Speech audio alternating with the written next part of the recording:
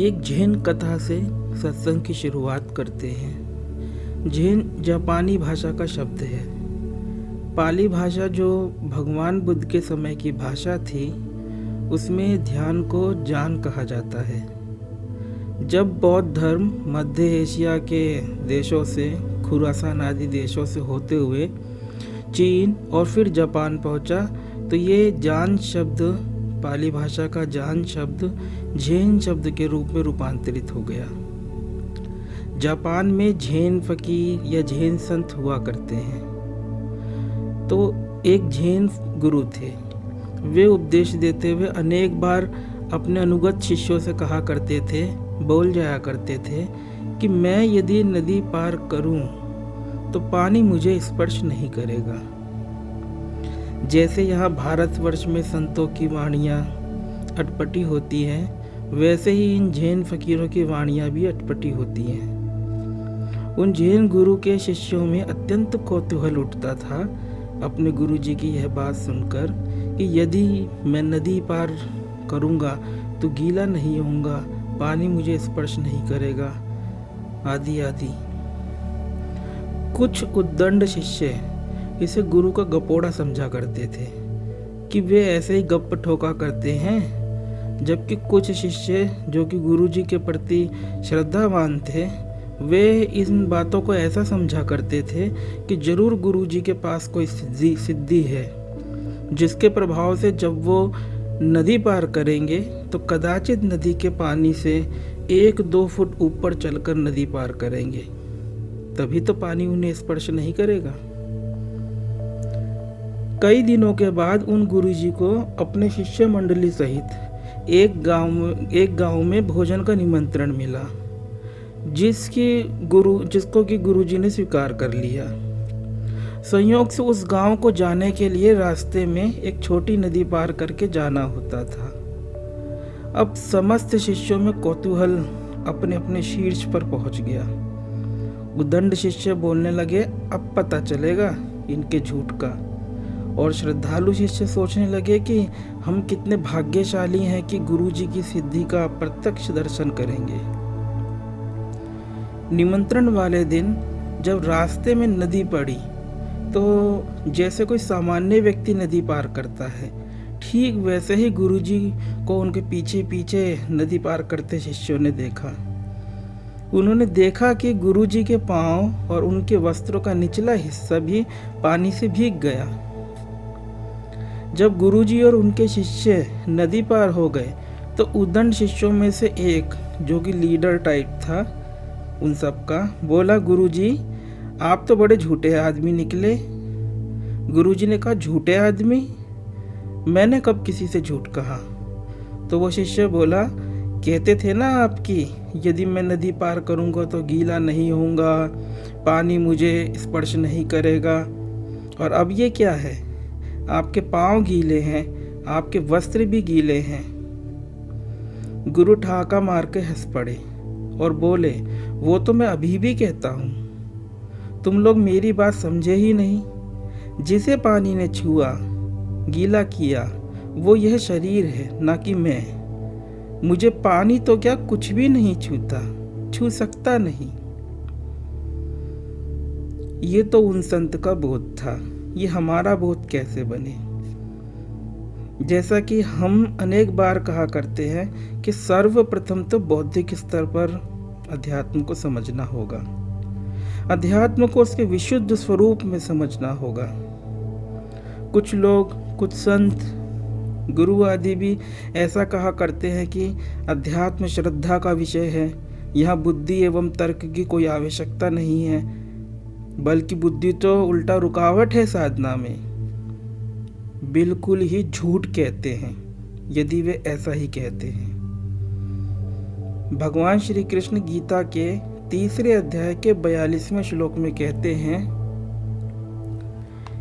इंद्रियाणि पराणि आहु इंद्रियेभ्यः परं मनः मनसा तु परा बुद्धि यह बुद्धे परता तुसा।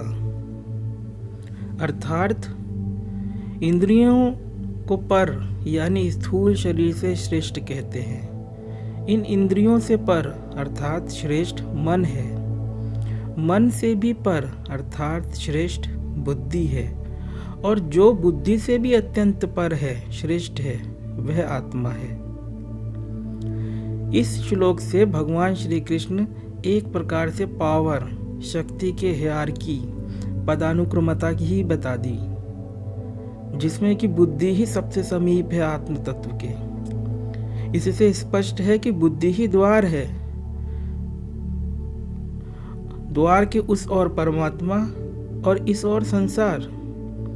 बुद्धि जो कि द्वार है, इतने सन्निकट है आत्मा के, आत्म तत्व के, उस बुद्धि की उपेक्षा कैसे की जा सकती है। इसी श्लोक के बाद के 43वें और तीसरे अध्याय के अंतिम श्लोक में भगवान श्री कृष्ण कहते हैं, एवं बुद्धे परम बुद्धवा संसत्तभ्य आत्मानम आत्मना जहि शत्रु महाबाहो काम रूपम दुरासदम। अर्थात इस प्रकार बुद्धि से पर आत्मा को जानकर, बुद्धि द्वारा मन को वश में करके, हे महाबाहो, तो इस काम रूप दुर्जय शत्रु को मार डाल। इस श्लोक में बात और भी स्पष्ट हो गई कि बुद्धि के बिना तो काम ही नहीं चलना है। बुद्धि का होना अनिवार्य है, परंतु ये बुद्धि वो बुद्धि नहीं है जिससे कि सांसारिक कार्य सिद्ध किए जाते हैं। ये बुद्धि तो विवेक बुद्धि है, और उसी सांसारिक बुद्धि का रूपांतरित रूप, और यह रूपांतरण बुद्धि का यह परिमार्जित स्वरूप उपलब्ध होता है सत्संग से, शास्त्रों के अध्ययन से। बुद्धि की इतनी चर्चा इस हेतु से हम कर रहे हैं क्योंकि अभी जो जैन गुरु की कथा हमने बताई, उससे यही तो ज्ञात होता है कि उन जैन संत के शिष्यों में बुद्धि की अपरिपक्वता थी। यदि उन शिष्यों की बुद्धि परिपक्व होती तो गुरु की यूं परीक्षा ना करके उनके उपदेशों का मर्म प्राप्त करते। हम कोई भी सत्संग सुने, किसी का भी सुने, अंततः सारा दारोमदार हमारी इस बुद्धि पर ही तो है कि हम उस सत्संग को, उस आध्यात्मिक वार्ता को आखिरकार किस रूप में ग्रहण कर रहे हैं। तो समझते हैं उन जैन फकीर की बात के मर्म को कि क्या अभिप्राय है उनका यह कहने में कि मैं यदि नदी पार करूंगा तो पानी मुझे स्पर्श नहीं करेगा, गीला नहीं करेगा। किसी भी प्रकार के स्पर्श में, स्पर्श की घटना में प्रथमतः तो दो बातों पर ध्यान दे। एक तो वो है जो कि स्पर्श कर रहा है, और दूसरा वह है जिसको कि पहले वाला स्पर्श कर रहा है। ये जो दो हैं जो कि स्पर्श की घटना में शामिल हैं, ये दोनों के दोनों ही पदार्थ हैं, पदार्थ ही हो सकते हैं अनिवार्य रूप से, और दोनों ही नहीं जानते कि हम कुछ हैं और हम कुछ का भी स्पर्श कर रहे हैं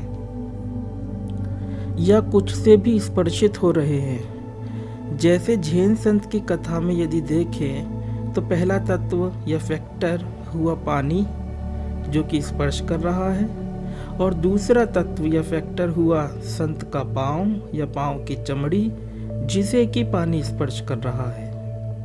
न तो पानी जानता है कि मैं कुछ का भी स्पर्श कर रहा हूँ, और ना ही पाँव की चमड़ी, स्किन ही जानती है कि मुझे कुछ का भी स्पर्श प्राप्त हो रहा है, क्योंकि दोनों पदार्थ हैं और पदार्थ की स्वयं की कोई योग्यता नहीं होती कि वो कुछ भी जाने। जाननापन, नोइंग, पदार्थ के पास है ही नहीं, इसलिए तो वो पदार्थ कहलाता है।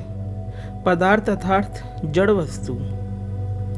अब बात करते हैं एक तीसरे तत्व या फैक्टर की, जिसके पास चैतन्यता है, नोइंगनेस है, अर्थात जाननापन है। तो क्या यह स्पर्श की घटना को जान रहा है? वह जो कुछ भी है उसे अभी बाद में समझेंगे कि वो कौन है या क्या है।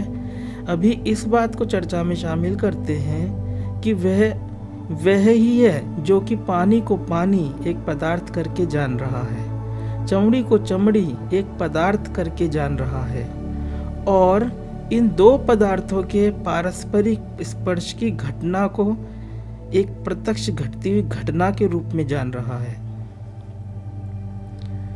पानी को पानी एक स्वतंत्र रूपेण मौजूद पदार्थ करके जानने से सिद्ध है कि उसकी सत्ता पानी की सत्ता से भिन्न है। हम फिर से आवृत्ति कर दे रहे हैं, पानी को पानी के रूप के एक स्वतंत्र रूपेण मौजूद पदार्थ की सत्ता करके जानने से सिद्ध है कि उसकी उस जानने वाले की सत्ता पानी की सत्ता से भिन्न है, क्योंकि जानने वाला जानी गई विषय वस्तु से पृथक होगा ही होगा।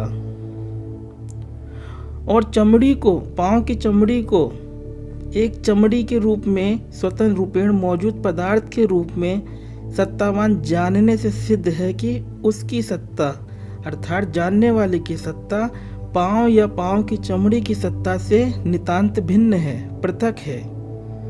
क्योंकि जैसा कि अभी हमने कहा कि जानने वाला जानी गई विषय वस्तु से पृथक होगा ही होगा। अब विचार करते हैं कि इसकी सत्ता, जानने वाले की सत्ता, जब स्पर्श में शामिल दोनों ही पदार्थों की सत्ता से भिन्न है, तो ये सत्ता कैसे अपनी निर्लिप्तता को, अपनी पृथकता को खो बैठती है। मुझे स्पर्श कर रहा है पानी, ऐसी भावना जो कि एक विचार है मात्र और कुछ नहीं। इसके कारण आप कह सकते हैं कि ये कोई विचार थोड़े ही है, ये तो अनुभव है, फीलिंग है। तो क्या ये फीलिंग जिसको कि आप स्पर्श का अनुभव कहते हो, बिना विचार के ही अपनी कोई स्वतंत्र सत्ता रखती है? मुझे स्पर्श कर रहा है पानी, इस अनुभव में 3 तत्व प्रक्षेपित हो गए और ये तीनों ही तत्व अपनी सत्ता के लिए अन्य 2 तत्वों पर आश्रित है, ना कि इन तत्वों की अपनी कोई स्वतंत्र रूपेण सत्ता है। आइए इसे समझते हैं गहराई से कि ऐसा किस प्रकार से है। जो 3 सत्ताएं जो कि स्पर्श की घटना के होने को सत्तावान अस्तित्वगत प्रतीत करा रही हैं, वे 3 सत्ताएं हैं, गिनते हैं। पहली सत्ता, ये मुझे, इस शब्द पे गौर करें, मुझे अर्थात मुझे स्पर्श कर रहा है पानी। इस भावना में ये जो मुझे है, ये है कोई भोक्ता, एक मैं। दूसरी सत्ता है पानी जो कि स्पर्श कर रहा है, और तीसरी सत्ता है चमड़ी या फिर कहे पांव, जिसे कि दूसरी सत्ता स्पर्श कर रही है। अब विचार करें कि यदि तीसरी सत्ता अर्थात यह शरीर या कहे पांव या कहे चमड़ी ही ना हो, तो क्या कुछ भी आपकी अनुभूति में ऐसा आ सकता है जिसे कि आप कहे इसने मुझे छुआ? उत्तर होगा नहीं। अर्थात दूसरी सत्ता जो कि पानी है, उसे यदि केवल स्पर्श की कसौटी पर परखे तो बिना तीसरी सत्ता अर्थात पांव के या शरीर की मौजूदगी के वह दूसरी सत्ता गैर मौजूद है अर्थात नहीं है। और यदि दूसरी सत्ता अर्थात पानी यह मौजूद ना हो, तो तीसरी सत्ता जो कि ये शरीर या कहे पांव है, इसकी कोई भी अनुभवगत सत्ता हो सकती है? नहीं हो सकती। अभी यह बात समझने में क्लिष्ट प्रतीत हो रही होगी, कठिनाई लग रही होगी, तर्क कुतर्क भी हो सकता है, उठ ही रहे होंगे। इसे और सरल करते हैं। ऐसे समझिए कि यदि शरीर ही ना हो, शरीर जैसी कोई सत्ता ना हो, तो क्या कोई भी ऐसी सत्ता का अस्तित्व हो सकता है जो कि स्पर्श प्रदान करे, जो कि छू सके? बिना शरीर के, बिना शरीर की सत्ता के क्या आप यह कह सकते हैं कि मुझे कुछ छुआ? नहीं कह सकते। और यदि ऐसा हो कि ऐसी कोई भी वस्तु ना हो, ऐसी कोई भी वस्तुगत सत्ता ना हो जो कि स्पर्श कर सकती हो, तो क्या शरीर की सत्ता रहेगी? क्या शरीर के होने का कोई भी अनुभव हमें होगा? नहीं होगा। आप स्वयं विचारें कि हमें शरीर का पता ही तब चलता है जब इस शरीर से कुछ छूता है।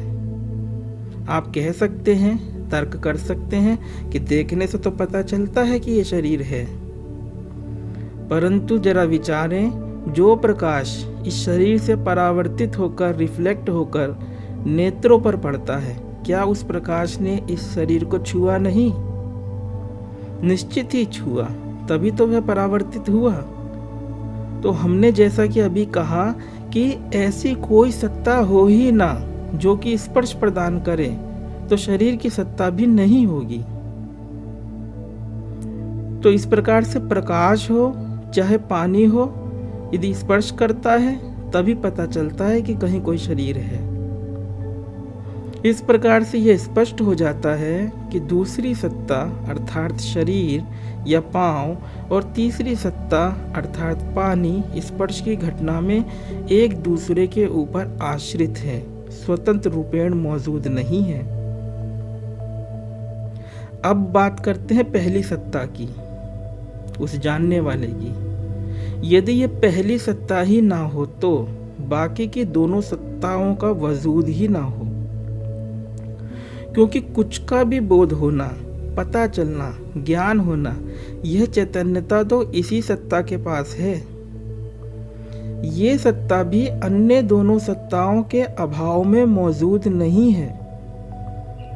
अन्य जो दो सत्ताएं हैं वे दृश्य हैं, अर्थात हमारे स्वयं से भिन्न वे हैं। ऐसा ज्ञान उनका हो सकता है कि ये हमसे भिन्न है। और जैसे कि प्रत्येक पक्ष का एक प्रतिपक्षी होता है, प्रत्येक ध्रुव का एक विपरीत ध्रुव होता है, ठीक इसी प्रकार से प्रत्येक दृश्य का एक दृष्टा मौजूद होता है। इस वार्ता में स्पर्श की घटना की विवेचना करी जा रही है, तो ये दृष्टा एक ऐसे प्रारूप में प्रक्षेपित है जिसको कि स्पर्श का ज्ञान हो रहा है। ये दृष्टा अलग अलग भूमिकाओं में उतरता रहता है।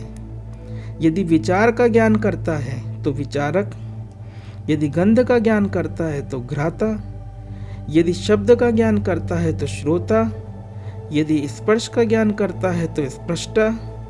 ऐसे ही इसी प्रकार से जैसे जैसे दृश्य बदलते चले जाते हैं, वैसे वैसे दृष्टा का स्वरूप भी, उसकी भूमिकाएं भी बदलती चली जाती हैं। और जब दृश्य होते ही नहीं तो ये दृष्टा वह भी नहीं होता। गहन निद्रा में दृश्य वर्ग उपस्थित नहीं है तो यह दृष्टा भी मौजूद नहीं है। अर्थात इस पहले तत्व की सत्ता भी स्वतंत्र सत्ता नहीं है। भगवान श्री कृष्ण गीता के 13वें अध्याय के 6वें श्लोक में कहते हैं, इच्छा द्वेषः सुखम दुःखम संघातश्चेतना धृतिः एतत् क्षेत्रम समासेन सविकार मुदाहेतम। अर्थात इच्छा, द्वेष, सुख, दुख, स्थूल देह का पिंड, चेतना और धृति, इस प्रकार विकारों के सहित यह क्षेत्र संक्षेप में कहा गया है। इस श्लोक में भगवान श्री कृष्ण चेतना को भी क्षेत्र अर्थात शरीर के विकारों के अंतर्गत ही गिन रहे हैं। पाश्चात्य देश के मनोवैज्ञानिक काफ़ी लंबे अरसे से ऐसे मत का प्रतिपादन करते रहे हैं कि व्यक्ति में जो चेतना है, जो होश है, वे अन्य वस्तुओं की सापेक्षता से है, न कि कॉन्शियसनेस, अवेयरनेस या चेतना या होश का अपने आप में कोई स्वतंत्र अस्तित्व है। जो वे पाश्चात्य देश के मनोवैज्ञानिक आज कह रहे हैं या पिछले कुछ दशकों से कह रहे हैं, उसे भगवान श्री कृष्ण 5000 साल पहले कह गए हैं। इसको समझना अत्यंत आवश्यक है, क्योंकि जिन तीन सत्ताओं की पारस्परिक निर्भरता की अभी हमने बात कही, उसी से संबंधित ये श्लोक है। गीता में अन्य स्थान पर भी भगवान श्री कृष्ण ने यही बात कही है, परंतु क्षेत्र और क्षेत्र के विकारों आदि शब्दों का प्रयोग न कर दूसरे शब्द द्वारा कही गई है यह बात। गीता के 7वें अध्याय के 4 और 5वें श्लोक में वे कहते हैं, भूमि रापो अनलो वायु खम मनो बुद्धिरेव च अहंकार इतियम में भिन्ना प्रकृति अष्टधा अपरा इयम इतः तु अन्याम प्रकृतिम विद्धि में पराम जीव भूता महाबाहो यया इदम धार्यते जगत। अर्थात पृथ्वी, जल, अग्नि, वायु, आकाश, मन, बुद्धि और अहंकार भी, इस प्रकार से यह 8 प्रकार से विभाजित मेरी प्रकृति है। यह तो अपरा प्रकृति है। हे महाबाहो, इससे दूसरी को जिससे यह जगत धारण किया जाता है मेरी जीव रूपा परा प्रकृति है। इस श्लोक में भगवान श्री कृष्ण जिसे अध्याय 13वें के 6वें श्लोक में चेतना कहे क्षेत्र अर्थात शरीर का एक विकार बताया, उसी को यहाँ इस श्लोक में 7वें अध्याय के 5वें श्लोक में परा प्रकृति कह रहे हैं। अर्थात है यह भी प्रकृति ही, ना कि ब्रह्म। जैसा कि भगवान श्री कृष्ण प्रस्तुत श्लोक में कह रहे हैं कि इस जीव रूपा परा प्रकृति द्वारा यह संपूर्ण जगत धारण किया जाता है, उससे अर्थ वही है जैसा कि पूर्व में हमने बताया कि जल को जल कहने वाला एक चाहिए, स्पर्श की घटना को जानने वाला एक चाहिए। बिना ज्ञान के, बिना चैतन्यता के कुछ का भी होना, कुछ का भी सत्तावान होना कैसे संभव है। जैसे 7वें अध्याय के इन 2 श्लोकों से स्पष्ट है कि सब कुछ प्रकृति का ही खेल है, वही हमने पूर्व में कहा कि तीनों सत्ताएं अर्थात पानी है, पाँव है और इन दोनों को जानने वाला भी कोई है।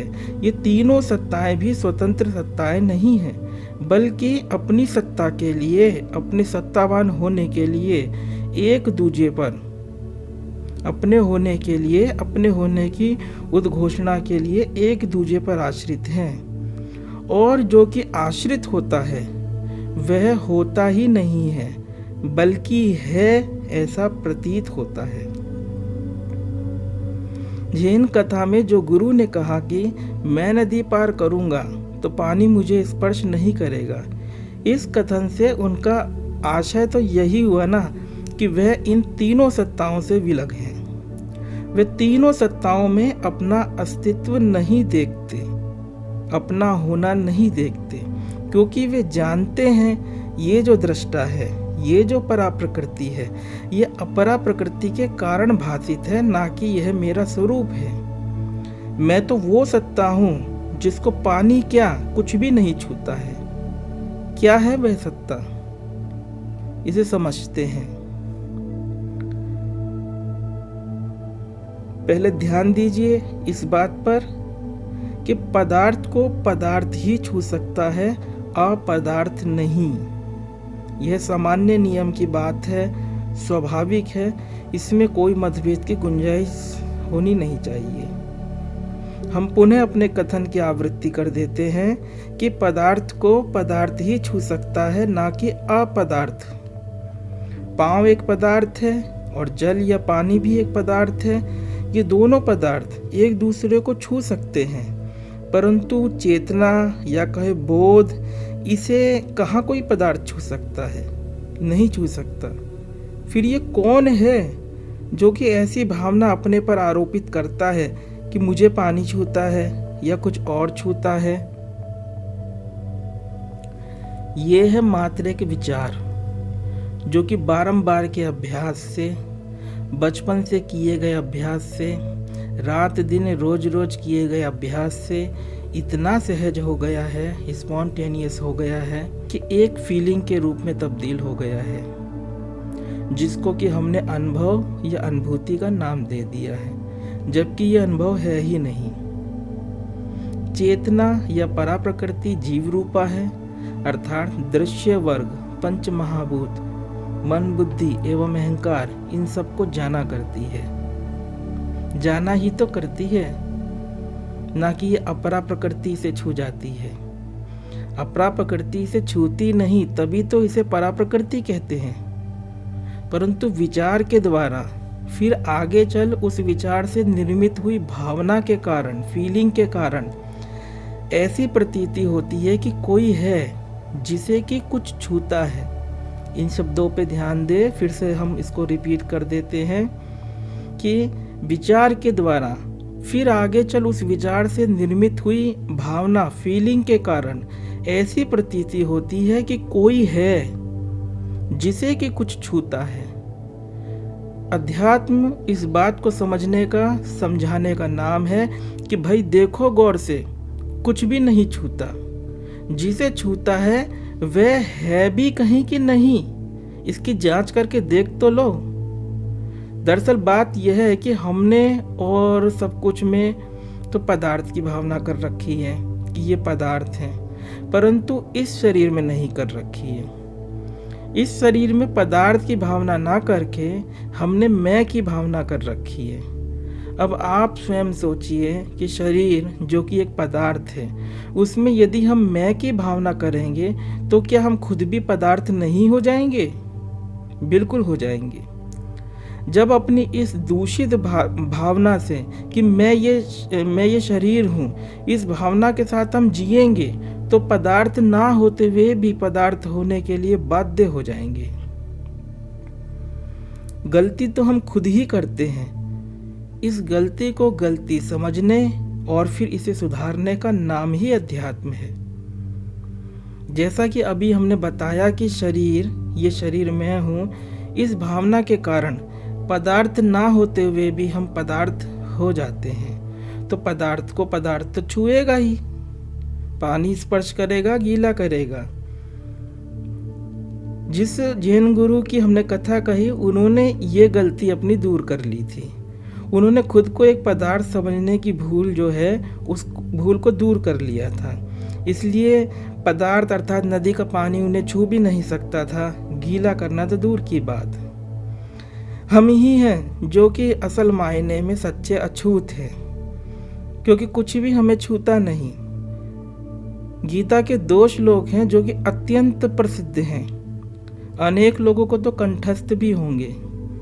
किसी के भी मरने पर इन श्लोकों की दुहाई देते हुए तथाकथित ज्ञानचंद लोगों को हम सभी ने तो देखा होगा। ये श्लोक हैं गीता के 2 अध्याय से। भगवान श्री कृष्ण कहते हैं, नयनम छिदन्ति शस्त्राणि नयनम दहति पावकः न चैनम क्लेदयन्त्यापो न शोषयति मारुतः। ये 2 अध्याय का 23वां श्लोक है, जिसका की अर्थ है इस आत्मा को शस्त्र नहीं काट सकते, इसको आग नहीं जला सकती, इसको जल गीला नहीं कर सकता और वायु इसे नहीं सुखा सकती। देखिए इस अत्यंत प्रसिद्ध श्लोक में आ गया ना कि आत्मा को जल गीला नहीं कर सकता। इसका मतलब क्या है? इसका मतलब यह है कि आत्मा कोई पदार्थ नहीं है।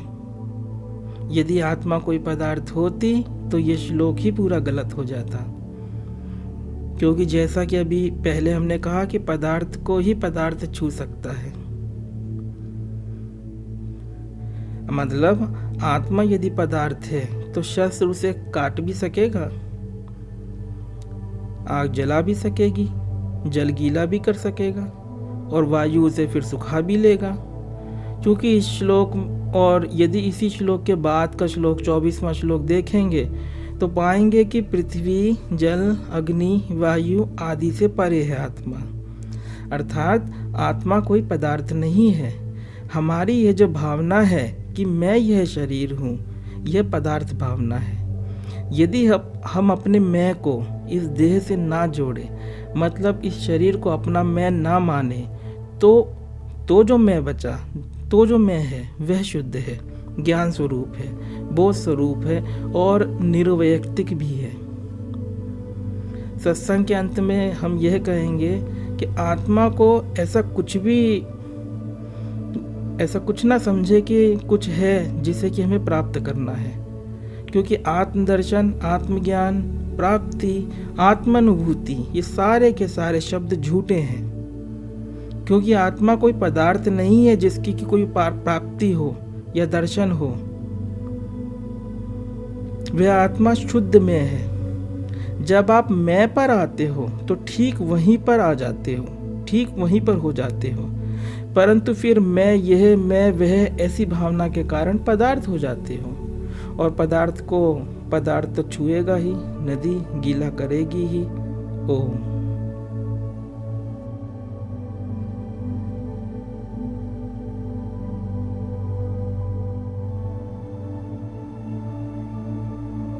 अगर आपको यह वीडियो पसंद आया है तो वीडियो को लाइक जरूर करें और चैनल को सब्सक्राइब कर इस ज्ञान के प्रवाह में अपनी श्रद्धांजलि अर्पित करें।